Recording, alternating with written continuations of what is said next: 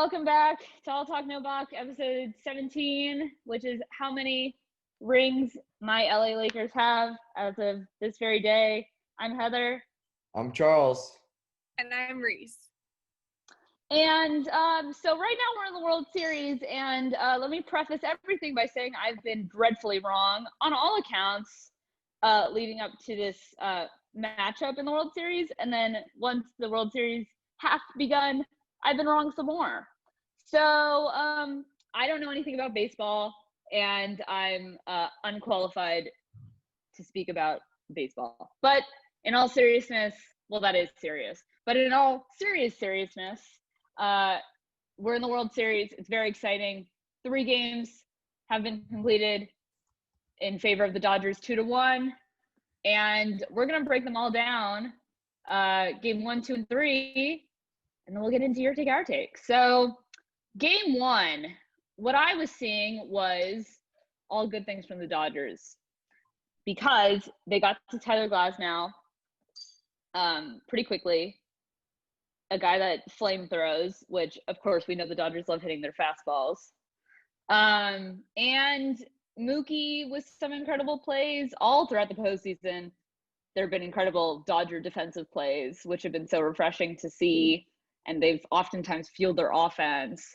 But the score, the final score was 8-3. And guys, what were we seeing from that game 1?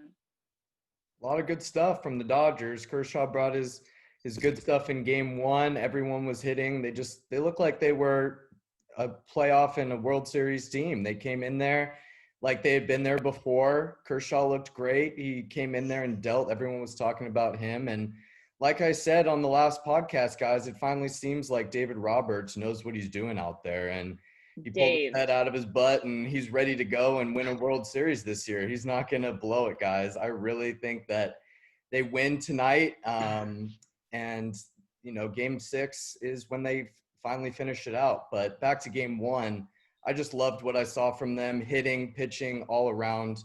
Great win. And have you guys noticed how many times in this postseason the Dodgers have gotten it done with 2 outs? They have scored 50 runs with 2 outs in this postseason. I think that's a record by far.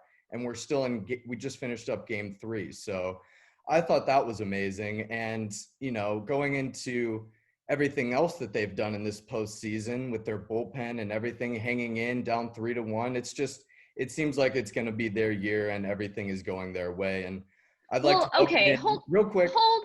Wait, whoa. I'd like to welcome in our guests too, Andrew and Tori, and I'd like to give the dish to Andrew and see what he has to say about game 1. You've had your shot. Hold on a second. There are a lot of jinxes in there. Like, you just way jinxed it. Like, you so badly jinxed it. I don't know. There was no jinxes in there. They're gonna take it. All this coming from the personal jinx, Heather. So I'm sorry, did I call 6-2 before the game and then it happened? Yes, I did. So I don't think there's a jinx in there.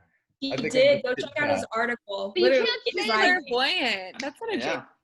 Yeah, we're good. You can't say, first of all, you took my word. Second of all, you can't say, oh, the Dodgers are going to win it all. It's their year, but you can't be that confident. You can't have that hubris, because you know what happens when people have that hubris? But it hasn't happened so far, has it, Heather? Nope. No. Nope. Anyway, Andrew, what do you got, my man? I'm personally loving the series. Obviously, like, I'm a Dodgers fan. I'm obviously nervous about, like, everything else, but not, like, to the level of Heather. Like, baseball stresses me out, but I enjoy it. I take pleasure in harming myself that way. But game 1 was perfect. Like, what? Don't say you take pleasure in harming yourself. That's like a soundbite waiting to explode. Breaking news. Andrew Luna from the bullpen. Emotionally taxing baseball is what I'm drawn to. Okay. Okay, fine. But yeah, Kershaw came out and he dealt. It was good. Mookie now the leader in steal base, steal a taco. So that's the stat we should be talking about. I know, it's funny. The 28th. Let's go get our free Doritos Locos. That's going to be great.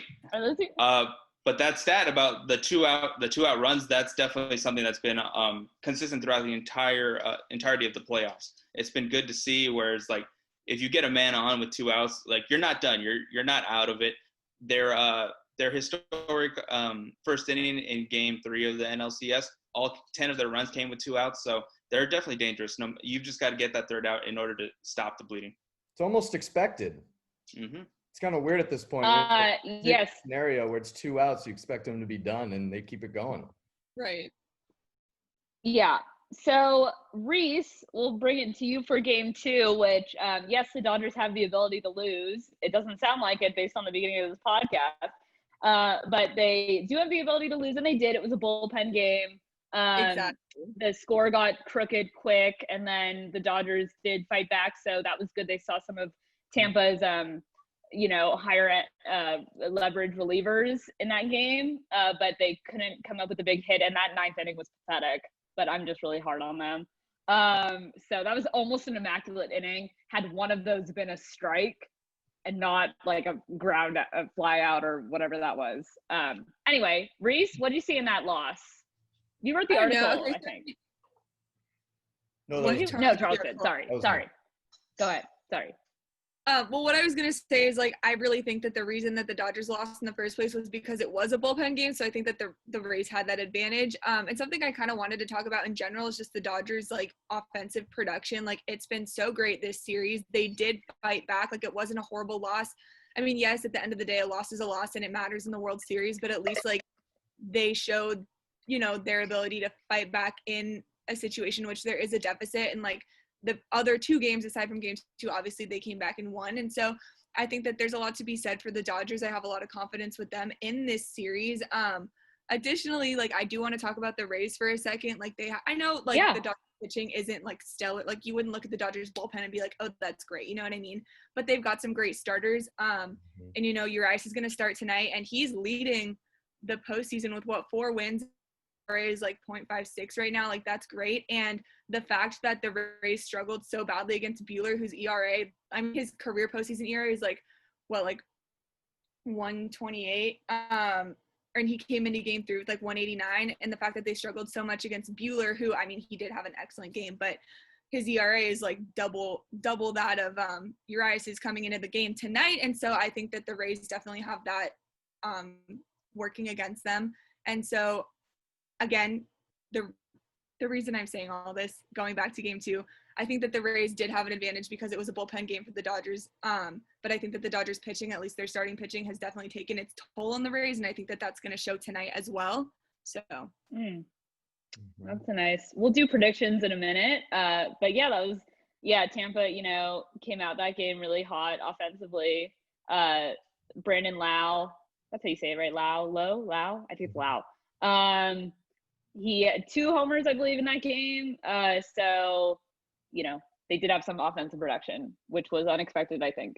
Yeah, Charles, did you want to say something? Yes, just adding on to that, I wanted to say that with their decision in that bullpen game, it kind of surprised me. It seemed like they had their bullpen rotation down, especially in that Game 7 of the NLCS, and they started Dustin May. And then in Game 2, they start Trinian. I don't know why they did that.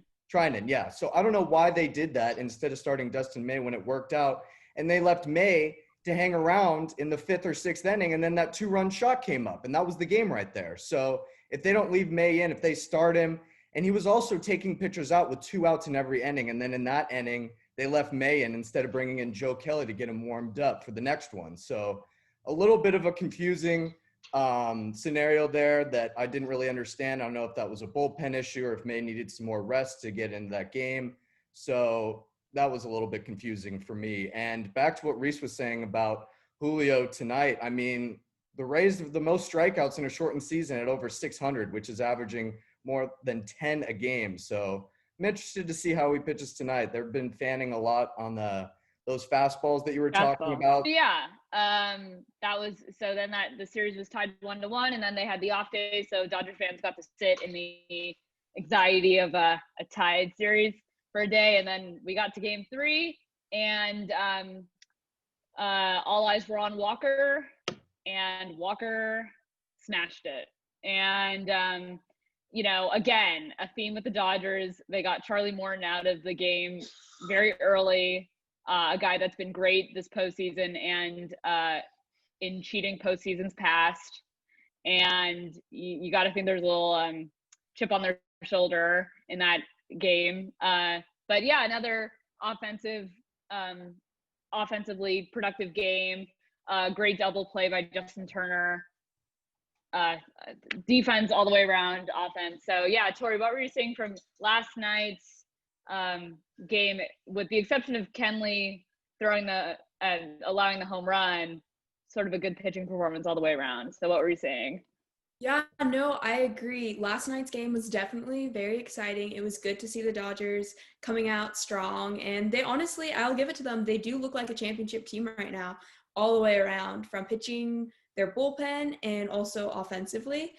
I'm breaking up a little bit. So I'm just we can still hear you. Okay. Sorry, just making sure.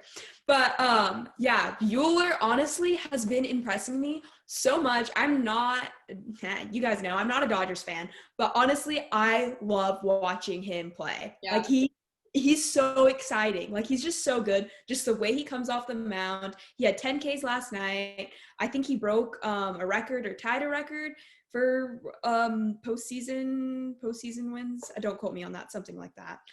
But he was honestly just brilliant last night coming out. And I also thought that they did a good job of just having consistency throughout the entire game. They didn't have one inning where they just completely scored like 5 runs and then they were like dead the rest of the game. No, they kind of like throughout the entire game, they're getting 1 run, 2 runs every inning. We saw Austin Barnes even laying down like a sacrifice bunt, getting a run. And a couple innings later, he comes up and hits a home run. I think it was just awesome getting to see that, like, you can do both. Barnes. So, yeah, I think they have been impressing me, honestly, and it'll be interesting going into today to see how the Rays respond. Obviously, the Rays fell a little bit more flat. I feel like they're kind of just more of a flat team to begin with. Yeah. Not that there's someone that can't be a threat to the Dodgers. For sure, the Dodgers still need to perform. But, yeah, I think it's going to kind of be a bit of a tug-of-war, though. I don't know if we're going to go into game predictions, so hold on to mine for now. No, thank you, because we are right now. So yeah, so far it's been it's sort of a little bit, with the exception of that game too, but it's mostly been all Dodgers in these first 3 games, and we're seeing a dominant Dodger team, and they're sort of clicking on most cylinders. I won't say all, because they could always do better at this thing or that thing. And certain players could also be hitting better. I'm looking at you, my husband, Cody Bellinger. But I think you can argue the point that they were clicking on all cylinders yesterday. That was like 9 innings of practically perfect baseball. Yeah, yesterday. But I'm saying, like, individual players can always, like, Corey Seager has been cooler than he was in the previous year. So, you know, things could always be more. They have so much potential, this team. It's you know, they could score 20 runs a game, I think, if everything was really clicking, just because they have so much talent. But let me say regardless, real quick with Walker as well, that guy, I mean, have we seen the situations he's been able to get out of in this postseason? 1 out, 3-0 count, bases loaded against the Padres. Fans the next 2 guys, gets out of the inning. No outs, bases loaded. I think it was a 2-0 count against the Braves in a crucial game 6 there, and he gets out of there. I mean, this guy, he feels that he can just get out of any situation now. They were talking about it last night. He's not one of those guys that you see bases loaded and he's going to look all high-strung up on the mound. He slows down. Yeah, that'd be filthy. In fact, he looks like he gets pissed. He's like, oh, yeah. I have this many runners on? What am I doing? I'm going to go deal right now. And he just comes out and gives it to him. I love it. Yeah, he's definitely a gamer. Like, you got to love his confidence. I've said before, and it's inappropriate, but Walker walks around like he's got the biggest thing in his pants, and he knows it. Like he's got that confidence. Strut yet. Yeah, and we're exactly. Canceled. This is the last episode from us, and we've had so much fun. Yeah. But you gotta love his confidence. I can't believe you said that. And he he's had that situation against the Braves in years past where that's where Acuna hit the home run, the grand slam. And he's bounced back since then. It's like he's been in those situations where he could like a less mentally tough pitcher would kind of fold under that pressure again. Like, oh no, I'm in this situation again. But no, he's bared down and like gotten through it. So yeah. Biggest thing in his pants, as if thing is making the sentence a little more modest. Put it on a shirt. We Let's go. appreciate that. Yeah, that's our new merch. Okay.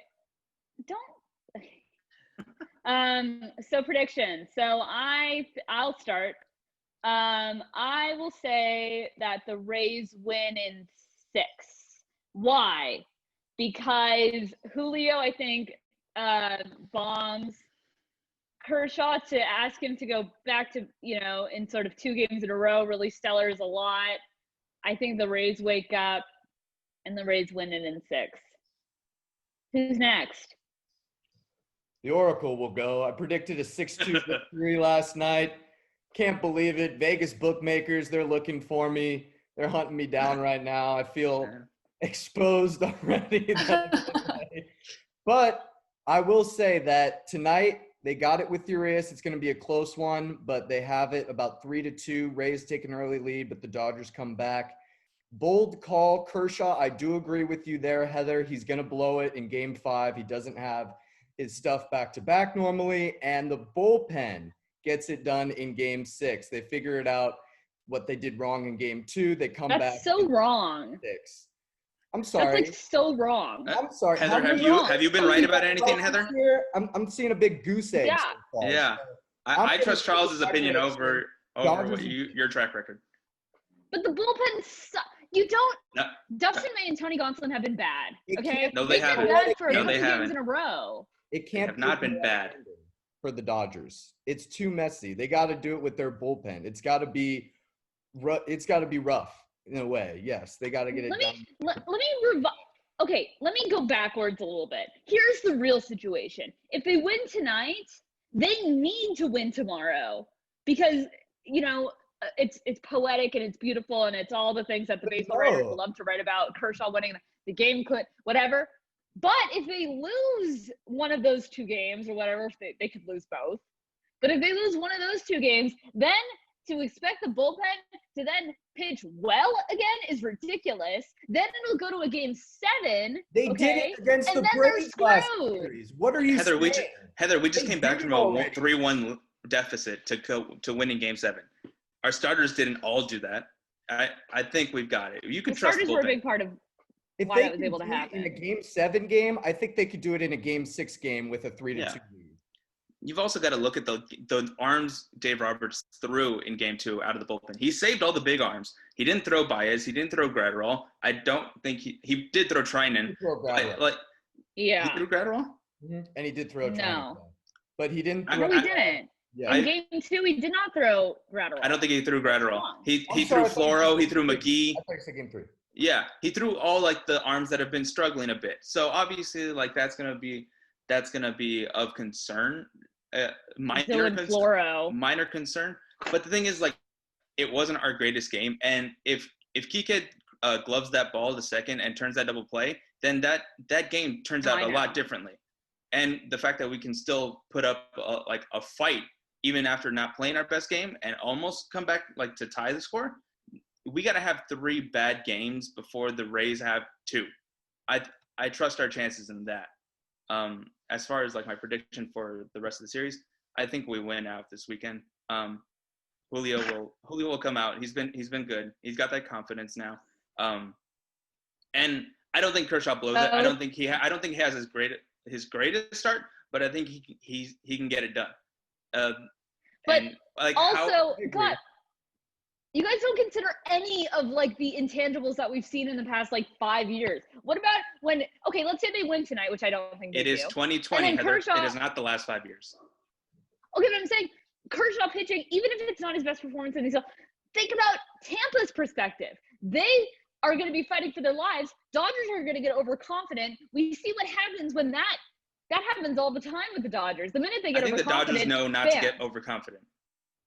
But I'm saying Tampa will be playing for their lives in that game. So I'm saying it's hard to expect Kershaw to get a win. That's what I'm saying. Maybe he gets a no decision, but he doesn't. But he pulls out. How sweet would it be because the Dodgers know what the narrative surrounds him, what the narrative is that surrounds him. Yeah, for them to close it out with him starting the game, that'd be perfect. Mm-hmm. Yeah, it would be nice. And it would also be nice for my digestive system as well as my cardiovascular system, which have both taken a major toll. And I haven't eaten in like 6 months because with the Lakers and Dodgers combined, your girl can't get any sleep. Ain't no rest for the wicked. Reese, give us your prediction. Okay, like I said last night, I think the Dodgers are going to win tonight. I think they're going to lose tomorrow, and I think they're going to win on Monday. You guys Reese. are so Yes. dumb. Let's go. First of all, It'd be on On Tuesday. the train. I like it. you're not. I did not say overall. you're dumb. By the way, I know I've said that in the past. That I didn't mean dumb. I meant like your predictions are dumb because you're not even considering. You're just saying They're not words. dumb. You're They're not even not like dumb. Heather, we You're not combined have a considering, better like, the track record than matchup. With all your entirety. considerations, all your analysis, it still doesn't work out. So I don't know. Yeah. I think maybe going with your gut here might be the best bet. Heather, I have a question. Did you Okay. even think the Dodgers were going to make it to the World Series? No, she didn't. No. No. She thought the Brewers were going to beat them in the wild card round. And then she she thought thought the the- here we Padres go. were going to win. And then she thought the Yeah. Braves were going to Here win. She- we go. She thought the Padres were going to win the division. It was Rays So in 5, and then it's Rays in 6. I don't know. I'm thinking you're having to change your mind quite a bit. Doesn't know anything about baseball. Yeah. Okay. Thank you guys. Tori, what do you- Tori, you want to give us some better predictions than those three? Yeah, actually, I'm gonna kind of agree with you on some things, Heather. I think that the Rays win tonight against Julio. I think that yes, Okay. he's been doing good so far in the postseason, but I think this is where it ends tonight, and I think the Rays are gonna show some fight. Maybe Lau will be able to get some things going in the lineup. And then I also agree that Kershaw's probably gonna blow it again tomorrow. He already had his one really good game, and we all know he kind of caves under pressure. But I think that the Dodgers do have the potential to maybe win it in 7. So that's my prediction. If Robert Your prediction is Dodgers in 7? better, Yes. I think he can win, but I don't think he does. And I think Kershaw gives up a few runs in like the 6th inning, like he did in a couple games ago, or Game 5. Game 5, yeah. So 4. Game 4. Game Yeah. 4. Game 4. Game 4. Brave series. So yeah, I mean- and I think Tori, that prediction might not be too far off because I saw Morton getting hit a lot by the Dodgers, and with that record, he was 3-0, .57, like Reese brought up earlier in the podcast, and I just felt like with that all-star lineup, they had the best matchup against him. So you could totally be right. I think I see Urias dealing just with what Reese brought up earlier about the Rays fanning pitches, and he has some great fastballs. So I think that he deals, but we'll see if he connects tonight. I think Morton is gonna get touched up again if he goes again. They already touched up Glass now. Like it'd be hard to. Snell was the only one who got to the Dodgers, and it'd be hard to expect him to go like 2 times against this lineup who's already seen him. So it's gonna be an uphill battle for him. The problem with Kershaw, as far as like caving under pressure, he's gonna give up solo home runs. That's what he does. Like Yeah. those are the runs he gives up consistently. If you can accept that, then you can see the better in his performances. That game, what was it? Game 5 performance, whatever game 4. he pitched in the NL 4. I'm sorry. Like that game performance was a good performance, other than that 6th inning. So I think he hunkers down and does it. And all the Dodgers victories have So been we have, blowouts. Well, as yes, Rays- which has been nice in terms of stress, Kenley-wise. Mhm. And by the way, it should be noted because we haven't really, the role that Dave Roberts has given Kenley is brilliant. It's what I've been saying for years should be done with Kenley. Kenley got important innings. Does Kenley need the most important innings at the most important times? No. But Kenley, I mean, his management of Kenley and Kenley's buy-in to it is genius. I mean, so good. That solo home run was so indicative. Yesterday was so indicative of like how much more nerve-wracking would that be in like a different score differential. But he struck out 2, and then struck out 1, and then 2 outs, line out and a fly out. So yeah, I love that. Anyway, we love you, Kenley. Want you on In the his podcast. last 3 appearances. On the 3-run lead. Yeah, in his last 3 appearances though, he's shown some life to it. So that's definitely reassuring. It's still nerve-wracking. 100%. It's still nerve-wracking, obviously, to see him come in, which is sad to say, but it's good to see him have some success in these later innings. Obviously, when I saw him warming up in Game 7, I was scared. I'm glad Roberts kept Julio in there. But yeah. Yeah, you definitely So don't to trust review, only one run. what? I said you definitely don't No. trust. Especially 3 days in a row. Like Never. that's a tough call. Never, ever, never, ever. So in review, we have Reese in 6, Dodgers in 6. Charles has Dodgers in 6. Andrew has Dodgers in 5. Tori has Dodgers in 7, and I have Rays in 6. So that's what we're going with, and So strictly based off of Heather's predictions, the Dodgers are going to win. I've been right along the way a lot of times. You just don't. You like to point out my bigger falsehoods without, pointing out my little minutia of correct. So anyway, so we're gonna be right back, and then go to a very interesting Your Take, Our Take. We'll be right back.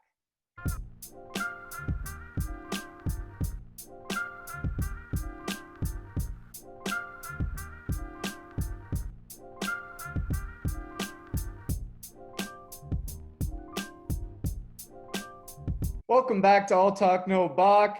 This is your favorite segment, Your Take, Our Take. We have a very interesting topic today. After the game, do you think players wash their feet? We're going to get into that, whether we think they wash their feet afterwards. Tori, Andrew, and myself have some experience as ball players doing that. And for us, just in general, do you wash your feet when you get out of the shower? So, Andrew, we'll start off with you in the bottom right. What do you got? Telling you. Yeah, this is an odd topic. I agree.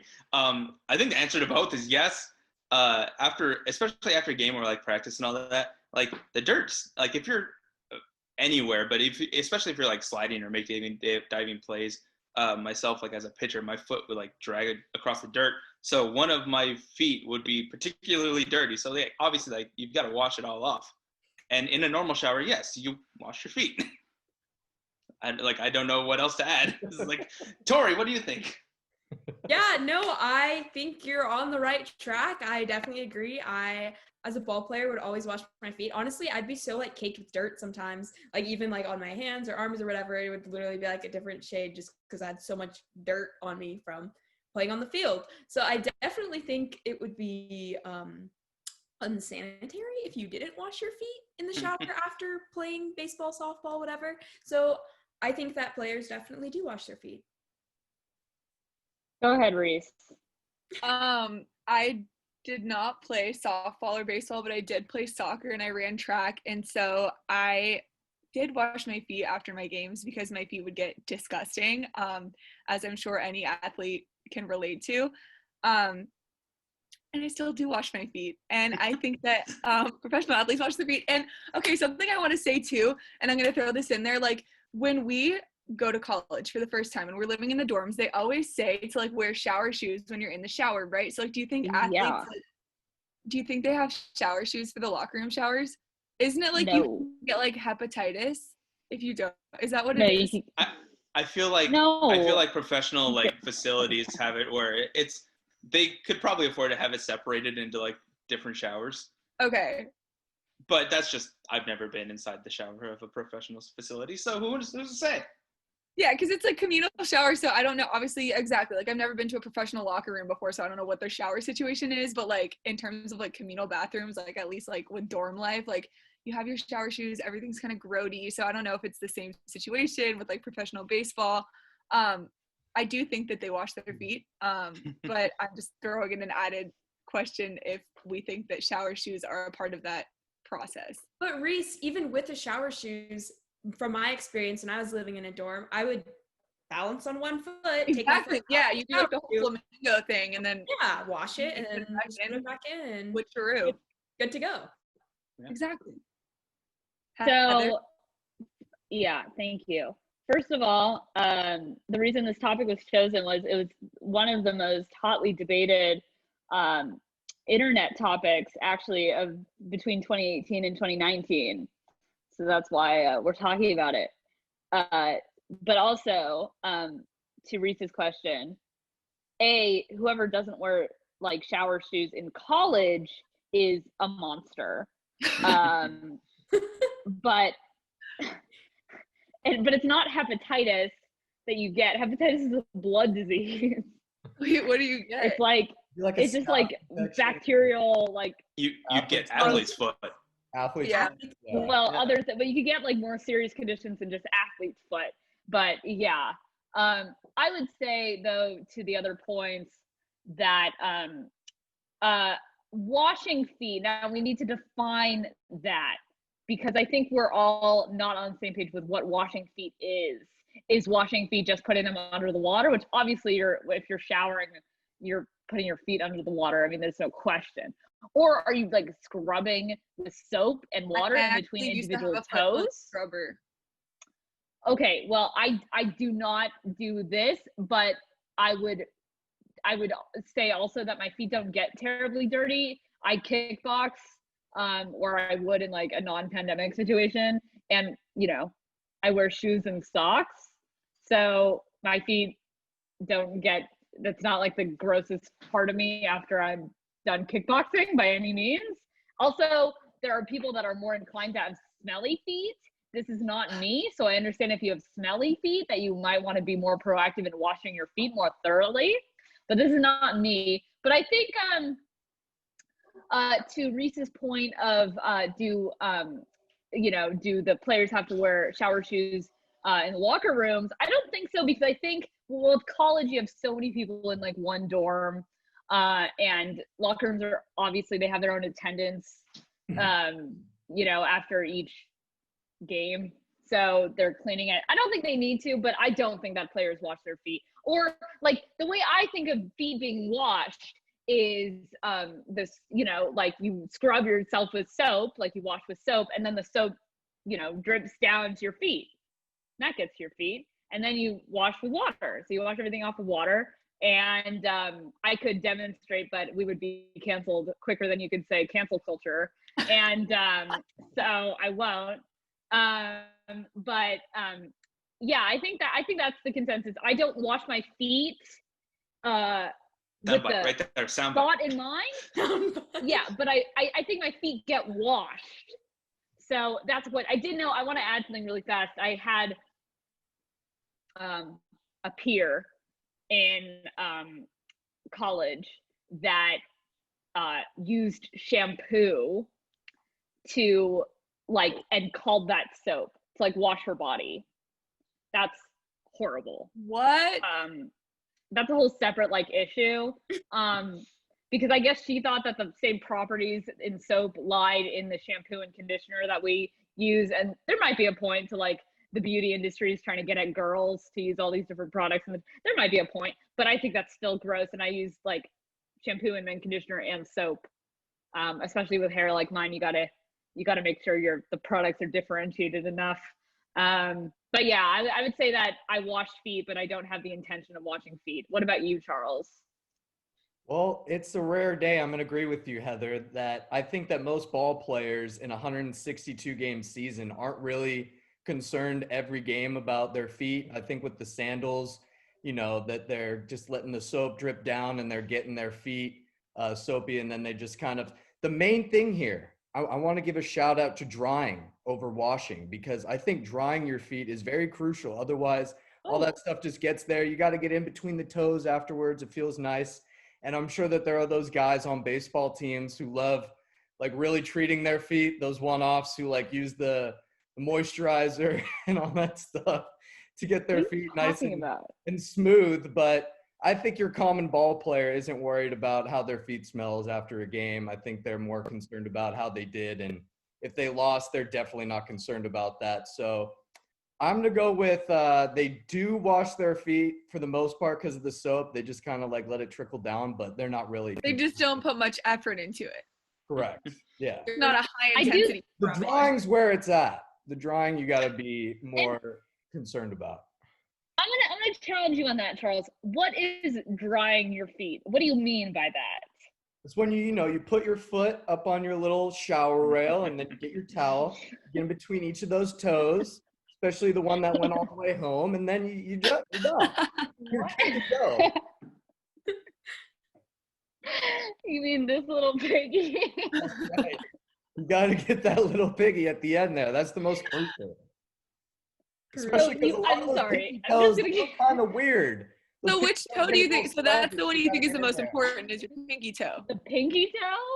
Pinky toe. That's the most The important most toe. important toe. Wait, why is that the one that's like the most significant to you?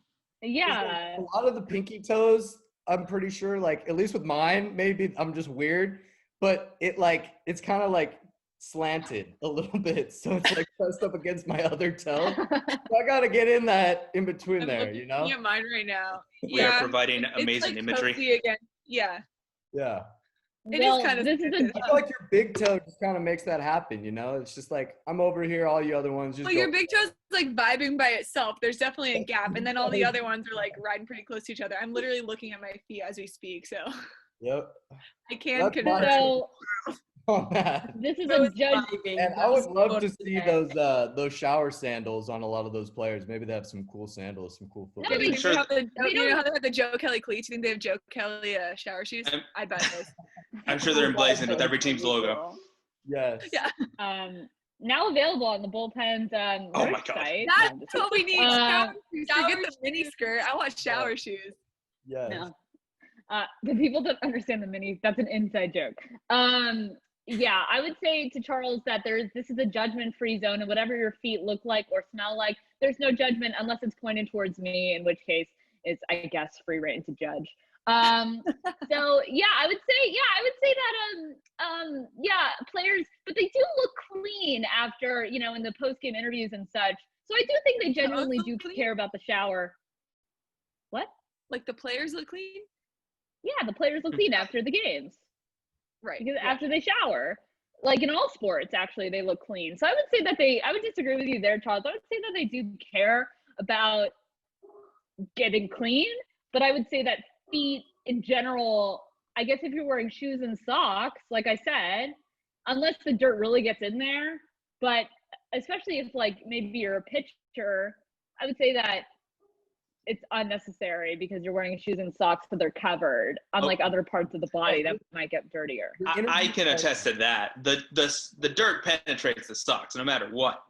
Like if you've Really? ever like taken off like a baseball sock or a stirrup and all that, the amount of dirt that puffs up after it springs out, there's a lot. Yeah. Okay, so Really a pile of dirt on the Get a floor. nice spray on tan from the Okay.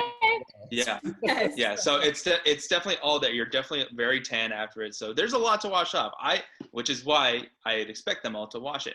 But I can add to the fact that I know baseball players, as like overgeneralization, are kind of disgusting. Like baseball players cannot be less hygienic than a lot of regular people.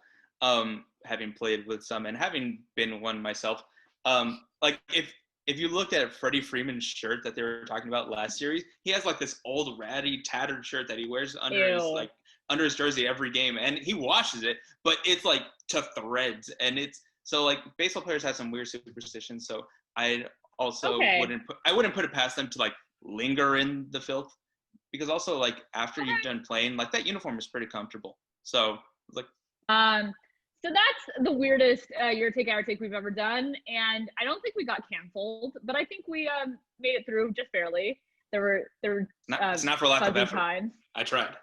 Not for lack of effort. You're right.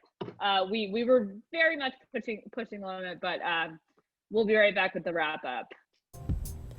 Today's episode of All Talk, No Balk is sponsored by Anchor FM. If you haven't heard of Anchor, it's the easiest way to make a podcast.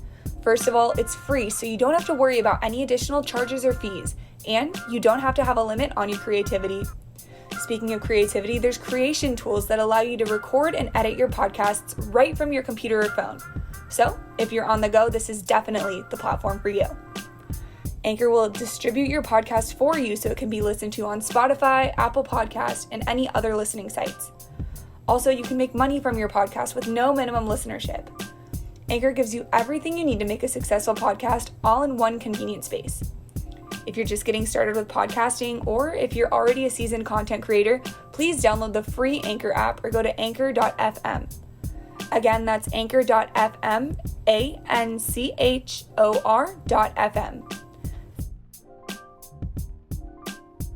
That's it for us here at All Talk No Balk. Thank you all for tuning in. We hope you enjoyed that Your Take, Our Take. It got pretty funny there at the end. Comment down below whether you take care of your feet, what way you take care of them, and if you use any moisturizer or anything like that that I talked about.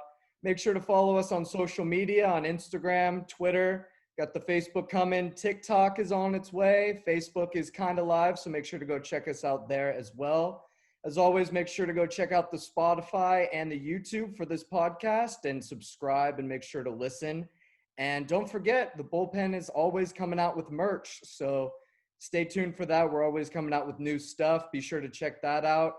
And for next week's Your Take, Our Take, we're going to be getting into the moments that we've felt sad, the moments that we've cried, the best moments, whether they've been happy tears or sad tears. So a little bit of a variation there. And since the season's coming to an end this in the next coming days, we figure it's the right time. We're going to be sad that the season is over, and it's going to be fitting. So we hope you guys tune in for that as well next week. And Heather, anything else, or is that about it?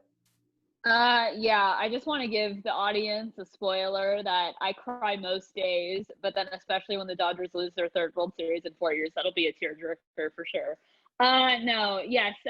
Thank you all for watching or listening, depending on where you are. We have a few surprises coming in a few weeks, which is super exciting. So stay tuned for that and head to our social media for more info. And I just want to say, as I said last week, go out and vote. It's very important. Right now we have, I would say, T-minus 2 weeks-ish to go out and vote early this year because of the mail-in ballot situation. It'll be crazier than it's been in years past. So vote for whomever you think will uphold our democracy. Of course, there's one candidate in particular that I have in mind, but you can vote for whoever you want because that is the freedom of this country. And do what Andrew's shirt says, and make sure you follow that wholeheartedly, and you vote, especially if you're in one of the swing states. So do that, and yeah, follow us everywhere, and we'll see you guys next week for what will be a sentimental, beautiful, but I'm sure they'll make fun of me at some point, episode of All Talk No Balk. Thank you, Tori and Andrew, for coming back, and the whole team was back as I said they would be, and hopefully we have the same team back next week. We'll talk to you guys then. Goodbye. Bye.